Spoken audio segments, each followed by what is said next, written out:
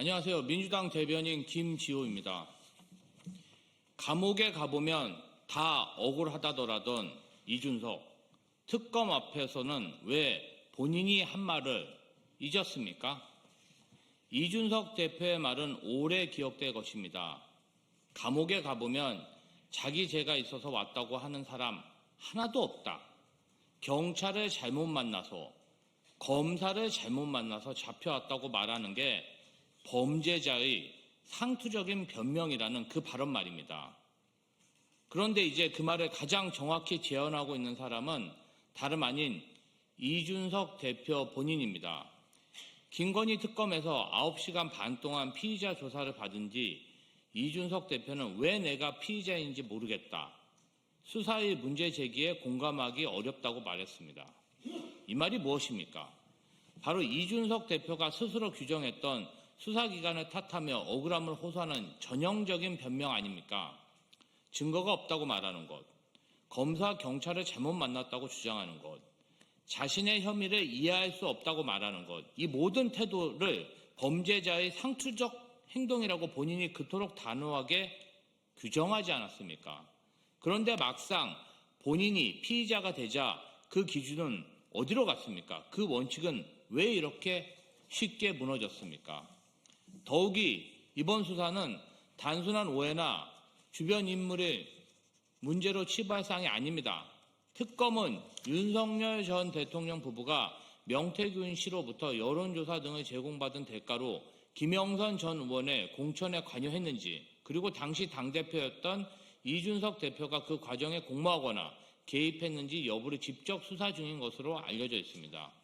이처럼 구체적인 수사 대상과 쟁점이 존재하는 상황에서도 이준석 대표는 여전히 왜 내가 피의자인지 모르겠다고 말합니다. 이준석 대표는 스스로에게 물어야 합니다. 지금 본인의 발언과 태도가 대선 TV 토론에서 스스로 가장 경멸하고 조롱했던 바로 그 모습과 과연 무엇이 다른지 말입니다.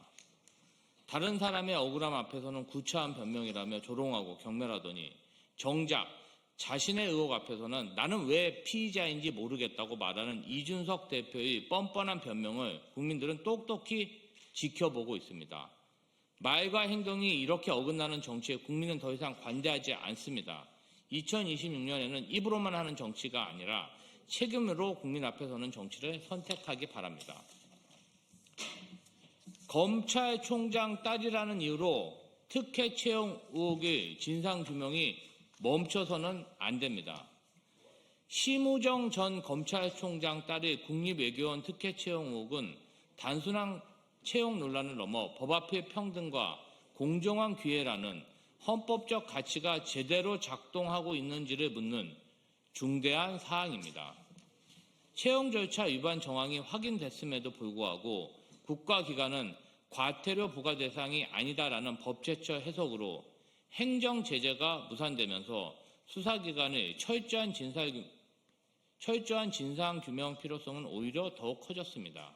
더욱이 당사자가 전직 검찰총장의 자녀라는 점에서 이번 사항이 자칫 권력과 지위에 따른 특혜와 면죄부의 사례로 남을 수 있다는 국민적 우려가 매우 큽니다.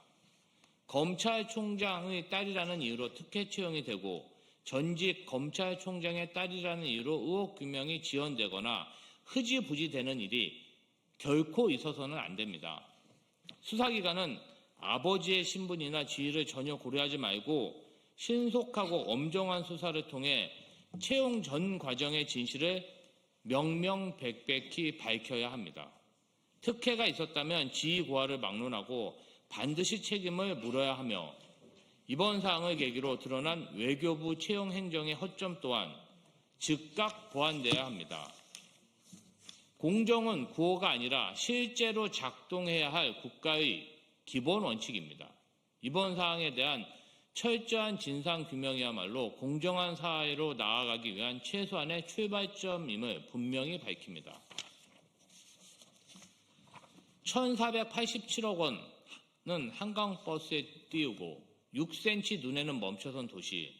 지금 서울시에 필요한 것은 오세훈식 빚 좋은 개살구 시정이 아니라 기본 행정입니다. 오세훈 서울시정의 민낯이 연이어 드러나고 있습니다. 한쪽에서는 1,487억 원을 투입한 한강버스 사업이 고작 104억 원의 운영수익을 내는 동안 다른 한쪽에서는 눈 6cm의 서울 전역이 마비되는 제설 대란이 벌어졌습니다. 공통점은 분명합니다. 시민의 일상과 안전을 책임지는 기본 행정은 뒷전으로 밀어두고 그럴듯해 보이는 사업에는 세금을 아낌없이 쏟아붓는 시정 철학입니다. 한강버스는 시민의 이동권을 획기적으로 개선하지도 못했고 재정적 자립 가능성 역시 입증하지 못했습니다.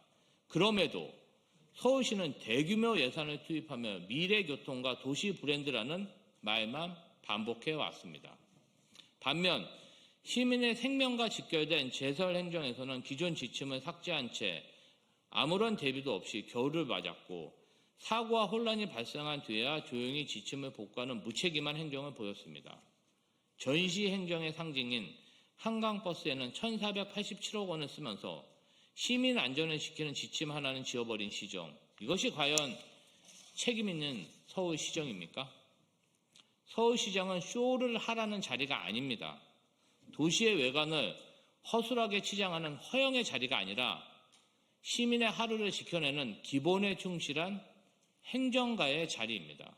그러나 오세훈 시장의 시정은 여전히 잘 보이는 일에는 집착하면서 반드시 해야 할 일에는 소홀했습니다. 서울시의 행정 우선순위는 도대체 어디에 있습니까? 세금은 홍보용 사업을 위해 존재하는 것이 아니라 시민의 안전과 삶의 질을 지키기 위해 쓰여야 합니다.